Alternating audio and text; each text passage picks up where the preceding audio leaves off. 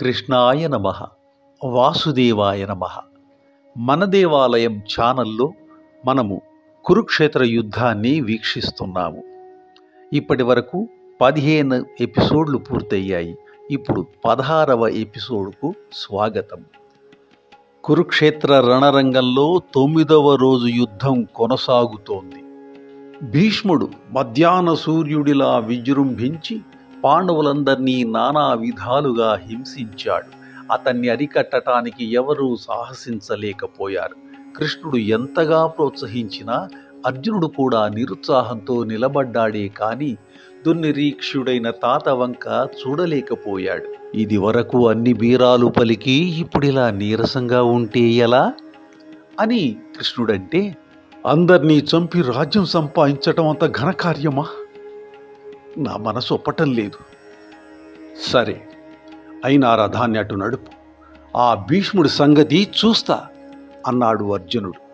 భీష్ముడితో తలపడ్డాడు. కాని భీష్ముడు వీరాకారంతో అర్జునుడి అంగాంగాల అస్త్రాలు గుచ్చి కృష్ణుణ్ణి గుర్రాల్ని కూడా నొప్పించాడు. అర్జునుడు కోపంతో భీష్ముడి విల్లు విరిచాడు. అతను మరో విల్లు తీసుకుంటే దాన్ని విరిస్తే, ఔరా అర్జున అంటూ భీష్ముడు ఇంకో విల్లు పుచ్చుకొని 100 బాణాలు ఒక్కసారిగా అర్జునుడి మీద ప్రయోగించాడు. ఆ ధాటికి అర్జునుడు తూలుతూ శక్తి కొద్దీ యుద్ధం చేస్తుంటే చూసి దారుణ రోషంతో కృష్ణుడు పగ్గాల్ని రథం మీద పారేసి ములుకోల చేతపట్టి రథం నుంచి కిందికి దూకాడు. ధరణీ చక్రం తొట్టుపడేటట్టు కృష్ణుడు అలా ఉరికి భీష్ముడి మీదికి వెళుతూ ఉంటే అందరూ గగ్గోలు పడిపోయారు. నీ సేన చెల్లాచెదరైపోయింది. భీష్ముడొక్కడే మనసు చల్లబడగా హాయిగా నవ్వుతూ, మహాత్మా త్వరగా రా, ఇంతకన్నా నాకు కావలసింది ఏముంది? నీ దయ వల్ల ఈ లోకంలో కీర్తి, పైలోకంలో సద్గతి కలగబోతున్నాయి అని అంటుంటే అర్జునుడు హడావిడిగా రథం దూకి పరిగెత్తి వెనక నుంచి కృష్ణుడి చేతులు పట్టుకుని వేలాడితే ఆగకుండా విడిపించుకొని కృష్ణుడు ముందుకు సాగుతుంటే అర్జునుడు వదలక అతన్ని పట్టుకుని లాగి వేలాడి ఆపి, యుద్ధం చెయ్యనని ప్రతిజ్ఞ చేసి ఇలా వ్రొకటం నీకు ధర్మమేనా కృష్ణ?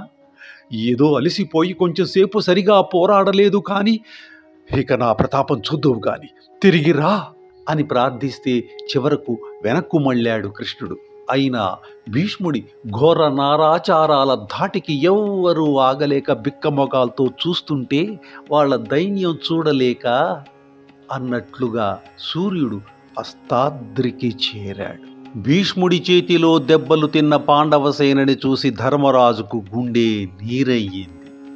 ఆ రాత్రి తమ్ముల్ని వెంట పెట్టుకుని కృష్ణుడి శిబిరానికి వెళ్ళాడు. వెళ్ళి ఇలా అన్నాడు కృష్ణుడితో ధర్మరాజు, శ్రీకృష్ణ, ఇవాళ భీష్ముడి యుద్ధం చూస్తే అతన్ని అరికట్టడం మాకు సాధ్యం కాదని తేలిపోయింది. నేను అడవులకు వెళ్ళి తపోవృత్తిలో గడుపుతాను. అలా చెయ్యటానికి ధర్మ విరోధం కాని మార్గం ఏమిటో బోధించు. ధర్మరాజా, ఇంత దీనత నీకు పనికిరాదు. అవసరమైతే నేను నీకు రాజ్యం సంపాదించి ఇస్తా. కృష్ణ, యుద్ధం చెయ్యనని నీవన్న మాట నీ చేత తప్పిస్తానా? అయినా భీష్ముడు నాకు మేలు చేస్తాడు, రాజ్యం ఇప్పిస్తాడు. చూశావా, తండ్రి చనిపోయిన దగ్గర నుంచి తనే తండ్రిగా మమ్మల్ని పెంచిన తాతనే చంపాలని నేను ఈరోజు ఆలోచిస్తున్నాను. ఈ రాజధర్మము ఎంత క్రూరమైంది కదా. ఇతనిప్పుడు భీష్ముడి దగ్గరికి వెళ్ళాలని ఆలోచిస్తున్నాడు అని గ్రహించాడు కృష్ణుడు. ఇది వరకు మళ్ళీ వద్దువులే అని నీతో అన్నాడు కదా భీష్ముడు. కనుక అదే కర్తవ్యం. మనందరము అతని దగ్గరికి వెళ్ళి అతన్ని చంపే మార్గం అడుగుదాం. ఇప్పుడు తప్పక చెప్తాడు అని కర్తవ్యాన్ని బోధించాడు శ్రీకృష్ణుడు పాండవులకు. పాండవులందరూ సౌమ్య వేషాలు ధరించి అతి రహస్యంగా భీష్ముడి మందిరానికి వెళ్ళి అమిత భక్తితో అతని పాదాలకు నమస్కరించారు. ఇక్కడ ఒక చిన్న విషయం మనం గమనించాలి. చూడండి, 2 పనులు చేశారు. ఒకటి, సౌమ్య వేషాలు ధరించడం, రహస్యంగా మందిరానికి వెళ్ళటం, అమిత భక్తితో భీష్ముడికి నమస్కరించటం. అసలు ఒకదానికి పోలిక లేదు. సౌమ్య వేషాలు ధరించడం ఎందుకు? ఇప్పుడు బతిమాలుకోవడానికి వెళ్తున్నారు. అతన్ని అర్థించడానికి వెళ్తున్నారు. రహస్యంగా ఎందుకు మరి? అది యుద్ధనీతి. భక్తి ఎందుకు? తన గురువు కాబట్టి, మహానుభావుడు కాబట్టి, అతనిని ఓడించలేరు కాబట్టి, ధర్మాన్ని గెలిపించమని ప్రార్థించడానికి వెళుతున్నారు కాబట్టి ఆ భక్తి ప్రపత్తులు. ఇదే మనము నేర్చుకోవలసినది. తాటిని తన్నేవాడుంటే వాడి తలదన్నేవాడుంటాడంటారు. అర్జునుడు ఎంతటి గొప్ప విలుకాడైనా అతన్ని మించినవాడు భీష్ముడు. మరి అటువంటి భీష్ముడు వైరిపక్షంలో ఉంటే మరి పాండవులు గెలిచేదెలా? దానికి కూడా ఉపాయాన్ని సృష్టిస్తాడు ధర్మాన్ని నిలబెట్టేటువంటి పరమాత్ముడైన శ్రీకృష్ణుడు. అదే ఇక్కడ జరుగుతోంది. ఇదే కీలకం. మహాభారతం మొత్తంలో ఇదే కీలకం. అంతేకాని భీష్ముడిని ఓడించేంత వీరుడు అర్జునుడు అనుకోవడం సరికాదు.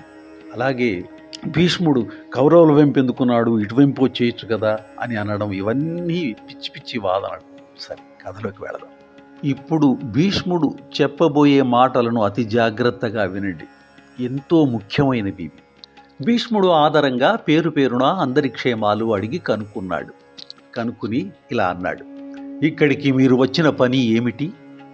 ఏం కావలసినా అడగండి, తప్పక చేస్తా అని అన్నాడు. చూడండి, పనేమిటి అని అన్నాడు, ఏం కావలసినా అడగండి చేసేస్తాను అన్నాడు. అంటే అభయం ఇచ్చేశాడు. ఇంతకుముందు చెప్పాడు అవసరమైతే మళ్ళీ వద్దులే అని. అందుకే అభయం ఇచ్చేశాడు ముందే. అప్పుడు ధర్మరాజు దీనంగా ఇలా అన్నాడు, ఇంకా సైన్యం ఎక్కువగా చావకుండా మాకు రాజ్యం దక్కే మార్గం ఉపదేశించు భీష్మాచార్య. అప్పుడు భీష్ముడు ఇలా అన్నాడు, నేను యుద్ధం చేస్తుంటే నీకు సైన్యక్షయము తప్పదు, రాజ్యము రాదు, కాబట్టి నన్ను ఓడించటమే మార్గం. అప్పుడు ధర్మరాజు ఇలా అన్నాడు, తాత, మూడో కన్ను మూసి చేతి త్రిశూలం దాచి వచ్చిన రుద్రుడిలా నువ్వు యుద్ధం చేస్తుంటే నిన్ను ఓడించటం ఏ మగవాడి వల్ల అవుతుంది? నీ దయ ఉంటే తప్ప నిన్ను గెలవలేము. ధర్మజ, నువ్వన్నది నిజం. నేను పుట్టినప్పుడు కాకుండా మధ్యలో మగవాడైన వాడితో యుద్ధం చెయ్యను. శిఖండి అలాంటి వాడు. కాబట్టి వాణ్ణి ముందుంచుకొని అర్జునుడు నన్ను నొప్పించి పడేయాలి. అలా చెయ్యండి, మీకు నా ఆశీస్సులు అని వాళ్లను దీవించి పంపాడు భీష్ముడు. చూడండి ఎంత చక్కగా, ఎంత స్పష్టంగా చెప్పాడో భీష్ముడు. సమయం వచ్చినప్పుడు రా, నీకు నేను ఇస్తాను అభయం అని చెప్పిన ప్రకారం చెప్పేశాడు. తను ఎవరితో ఓడిపోతాడో, ఎవరిని ముందు పెట్టుకొని తనను అర్జునుడు ఓడించాలో స్పష్టంగా చెప్పేశాడు. అంతే. అంటే దాదాపుగా విజయం ఖరారైపోయింది. భక్తి ప్రపత్తులు ధర్మం వైపు నిలబడే వాళ్లకు ఇలాగే సహాయం అందుతుంది. అలా అందించేలా చేసేవాడే పరమాత్ముడు. దారిలో అర్జునుడు భీష్ముడలా చావుకు సిద్ధం కావటము, ఆ నీచపు పని తన చేతి మీదుగా చేయాల్సి రావటము తలుచుకొని బాధపడుతూ కృష్ణుడితో ఇలా అన్నాడు, కృష్ణ, గురువు, మహాజ్ఞాని, ధర్మపరుడు, వయోవృద్ధుడు, దయావంతుడైన తాతను ఇలా వంచనతో చంపటం నా వల్ల కాదు. చిన్నప్పుడు మట్టి కొట్టుకొని ఉన్న నన్ను ఎత్తుకొని ఆ మట్టంతా తన బట్టలకు అంటుకుంటున్నా పట్టించుకోకుండా కౌగిలించుకొని మా తండ్రిని తలుచుకొని కన్నీళ్లు పెట్టుకునేవాడు తాత.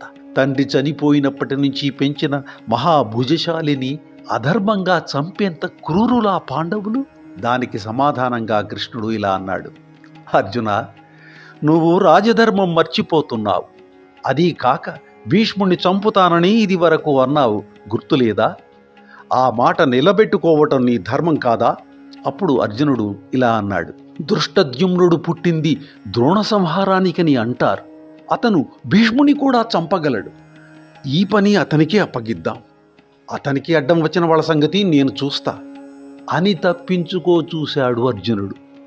కృష్ణుడు నవ్వి ఇలా అన్నాడు, నువ్వు తప్ప భీష్ముడంత పరాక్రమశాలిని చంపగలిగేవాడు ఇంకెవడూ లేడు. నీకు వేరే దారి లేదు అన్నాడు. చివరికి అప్పటికి ఎలా కావలసుంటే అలా అవుతుందిలే అని మెత్తబడ్డాడు అర్జునుడు. అందరూ హాయిగా ఊపిరి పీల్చుకున్నారు. అదండి, హాయిగా ఎందుకు ఊపిరి పీల్చుకున్నారు?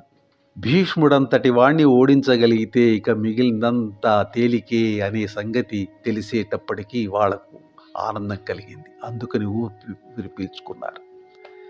ఊపిరి ఇక్కడ పీల్చుకొని శత్రు సైన్యాల ఊపిరి తీసేయటానికి 10వ రోజు యుద్ధంలోకి అడుగు పెట్టబోతున్నారు పాండవులు.